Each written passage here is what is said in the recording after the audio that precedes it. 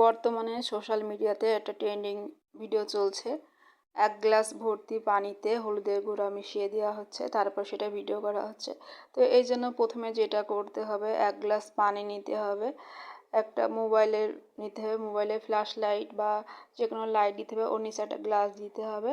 তারপর ফ্ল্যাশ লাইটটা মেরে ১ গ্লাস পানি ভর্তি গ্লাসটা কাঁচের গ্লাস স্বচ্ছ নিতে হবে। তারপরে হলুদের গুঁড়া একটু একটু করে ঢালতে হবে, আর সম্পূর্ণ হলুদ গুঁড়াটা চলে যখন যাবে তখন আপনার গ্লাস ভর্তি পানিটা একটা অন্য আকার ধারণ করবে, তখন আর গ্লাসটা দেখা যাবে না, শুধু একটা অন্য রিফ্লেকশন কালার যেটা সৃষ্টি হবে। বর্তমানে এটা খুব ট্রেন্ডিং ভিডিও চলছে, তাই আমিও একটু চেষ্টা করলাম। তো আমার এটা আমি একটা ফ্ল্যাশ লাইট মোবাইলে না দিয়ে আমি একটা লাইট নিয়েছি। তো আপনারা ফ্ল্যাশ লাইট দিবেন, তাহলে ভিডিওটা আরও সুন্দর হবে। আমি চার্জার লাইট ব্যবহার করেছিলাম।